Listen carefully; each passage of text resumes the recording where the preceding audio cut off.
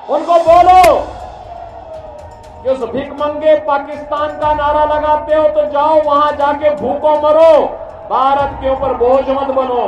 अब जो पाकिस्तान के गुण गाएगा वो पाकिस्तान जाएगा, और ये बात यूपी के सीएम योगी आदित्यनाथ ने खुलेआम कह डाली है। इतना ही नहीं, अब पाकिस्तान के गुण गाने वाले भारत में बोझ नहीं बनेंगे, और तो और अब पाकिस्तान का नारा लगाने वालों का वो हाल होगा जो कभी महाराजा सोहेल देव ने सैयद सालार मसूद गाजी का किया था। नमस्कार, मैं हूं आपके साथ हर्ष भारद्वाज। आप देख रहे हैं श्रेष्ठ भारत। इस वक्त चुनावी मौसम चल रहा है और चुनावी मौसम में योगी आदित्यनाथ बिजली की तरह गरज रहे हैं और पाकिस्तान का नारा लगाने वालों को सबक सिखाने की बात कह रहे हैं। दरअसल यूपी के बहराइच के नानपारा में सीएम योगी आदित्यनाथ चुनावी जनसभा को संबोधित कर रहे थे, जहां उन्होंने इंडिया गठबंधन पर जमकर निशाना साधा और पाकिस्तान पर हमला बोलते हुए सीएम योगी आदित्यनाथ ने कहा कि जो लोग पाकिस्तान का नारा लगाते हैं उनका वो हाल कर देंगे जो महाराजा सोहेल देव ने सैयद सालार मसूद गाजी का किया था। ऐसे लोगों को बोलो उस भिखमंगे पाकिस्तान का नारा लगाते हो तो वहीं चले जाओ, भारत के ऊपर बोझ मत बनो। अब जो लोग पाकिस्तान का नारा लगाते हैं उनको बोलो वही हाल कर देंगे जो हाल महाराज सोहेल देव ने सालार मसूद का किया था।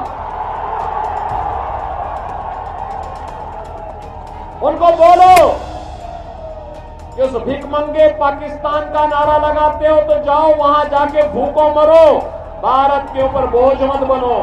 अब आगे सीएम योगी आदित्यनाथ ने आखिर क्या कहा वो भी हम आपको बताएंगे, लेकिन उससे पहले महाराजा सोहेल देव जिसका जिक्र सीएम योगी आदित्यनाथ ने किया, आखिर वो कौन थे उनके बारे में भी आपको बता देते हैं। दरअसल इतिहास के पन्नों को खंगाला तो पता चलता है कि महाराजा सोहेल देव 11वीं सदी में श्रावस्ती के सम्राट थे, जिन्हें एक महान योद्धा के तौर पर देखा जाता है।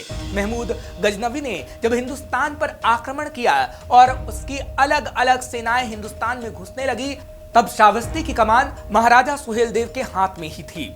महमूद गजनवी के भांजे सैयद सालार मसूद गाजी ने सिंधु नदी के पार तत्कालीन भारत के कई हिस्सों पर अपना कब्जा जमा लिया था, लेकिन जब वो बहराइच की तरफ आया तब उसका सामना महाराजा सोहेल देव से हुआ। बहराइच में हुई इस जंग में महाराजा सोहेल देव ने गजनवी के भतीजे को धूल चटा दी थी। महाराजा सोहेल देव की अगुवाई में उनकी सेना ने सैयद सालार मसूद गाजी का खात्मा किया और पूरी टोली को ही मिट्टी में मिला दिया था।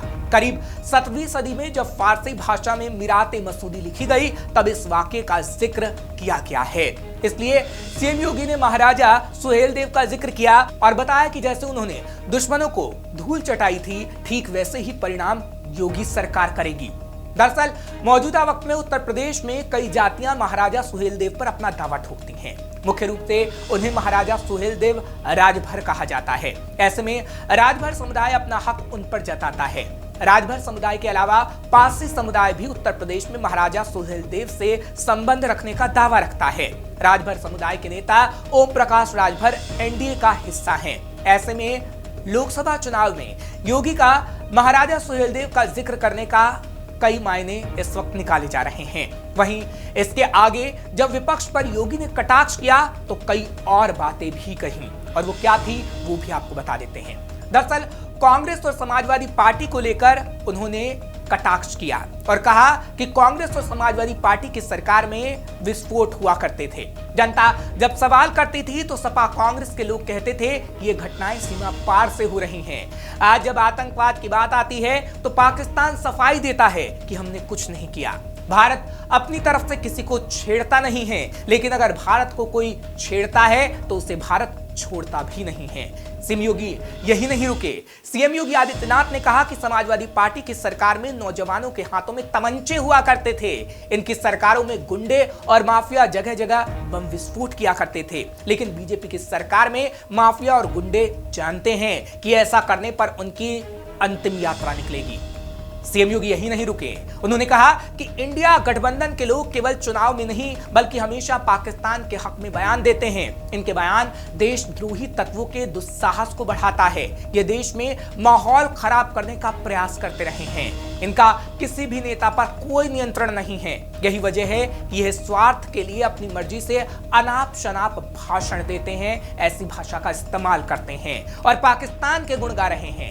मुख्यमंत्री योगी आदित्यनाथ ने कहा कि इंडिया गठबंधन स्वार्थ का गठबंधन है। जो बयान भारत के दुश्मनों को अच्छे लगे, जिससे देश में विखंडन की स्थिति पैदा हो, ये लोग अपने स्वार्थ के अनुसार ऐसे विवादास्पद बयान देते हैं। इसके जरिए राष्ट्रीय सुरक्षा और राष्ट्रीय अखंडता को क्षति पहुंचती है। सीएम योगी ने कहा कि कांग्रेस और समाजवादी पार्टी के बयान आतंकवाद को बढ़ावा देने को लेकर राष्ट्रीय सुरक्षा से खिलवाड़ और भारत के बहादुर जवानों की शहादत को अपमानित करने वाले होते हैं।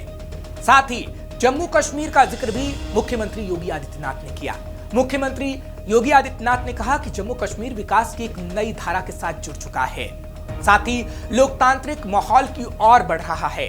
यहाँ जो पहले परिवारवाद सत्ता पर हावी था और पाकिस्तान के गुण गाता था, आज उसके दिन लद चुके हैं।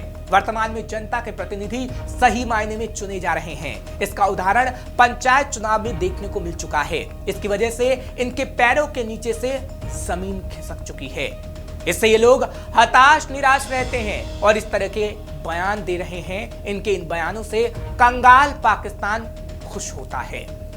फिलहाल ये कहा जा सकता है कि योगी ये बताने की कोशिश कर रहे थे कि मोदी सरकार में दुश्मन और दुश्मन का साथ देने वालों का आखिर क्या हाल होगा। फिलहाल ऐसी और खबरों के लिए आप देखते रहिए श्रेष्ठ भारत।